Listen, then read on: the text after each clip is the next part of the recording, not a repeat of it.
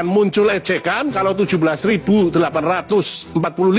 maka Indonesia merdeka katanya. Bahwa ada masalah serius di domestik. Ini harus jujur diakui. Kita tahu bahwa tadi teman-teman mengatakan kursinya sudah 17.600. Bahkan muncul ejekan kalau 17.845 maka Indonesia merdeka katanya. Tetapi di presentasi Bapak mengatakan bahwa rupiah stabil, relatif stabil kalau dibandingkan dengan negara yang lain. Persoalannya yang dirasakan oleh masyarakat adalah harus juga meningkat dan persepsi ekonomi ini melemah. Pertanyaan kritisnya adalah semua instrumen yang dimiliki BI sudah dilakukan, tetapi kenapa rupiah tetap berlanjut mengalami depresiasi?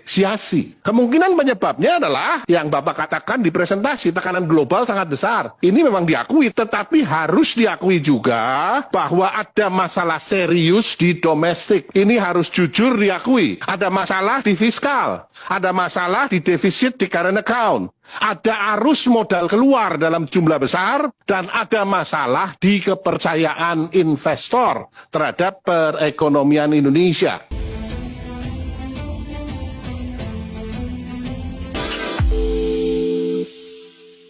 Kenapa rupiahnya anjlok banyak sekali? Apakah kita akan krisis seperti tahun 98, Pak? Nah, ya sebenarnya saya tergoda untuk menjawab dengan lebih detail. Cuma kan rupiah adalah ranahnya bank sentral. Jadi saya nggak boleh jawab terlalu dalam rupanya. Tapi kalau jawab dikit aja, Pak. Jawab dikit tapi dijawab. Boleh lah. Jadi gini, kalau kita lihat 1998, kenapa kita hancur rupiahnya?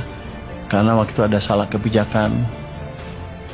Kita waktu naikkan bunga tinggi sekali sampai 60% lebih, real sektor mati. Tapi pada saat yang bersamaan kita cetak uang banyak sekali sehingga pertumbuhan 100%, sehingga uangnya dipakai untuk hantam rupiah. Itulah makanya rupiah melemah dari 2.500 terus sampai 17.000. Sekarang kan nggak seperti itu.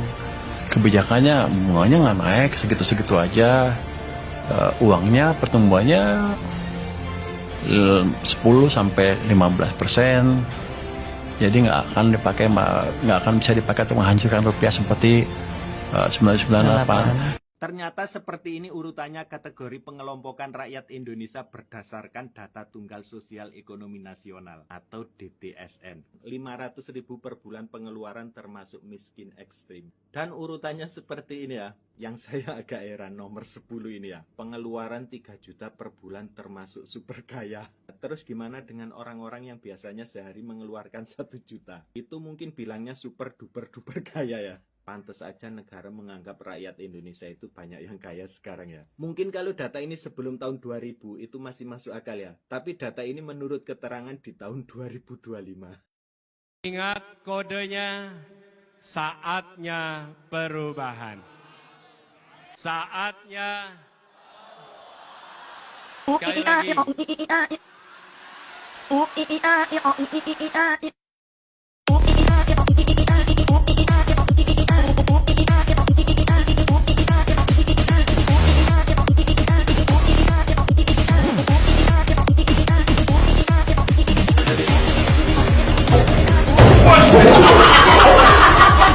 Terlalu banyak orang munafik. Saya curiga jangan-jangan pejabat-pejabat kita ini 80% adalah golongan munafik.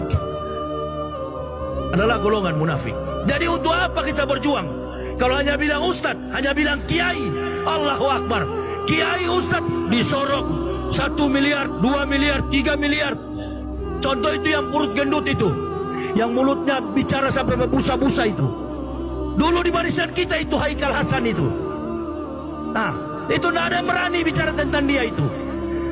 Kalau pengkhianat, tetap pengkhianat. Siapa di sini pengikut Haikal Hasan? Tunggu saya pulang, cegat saya di jalan. Dulu saya di penjara,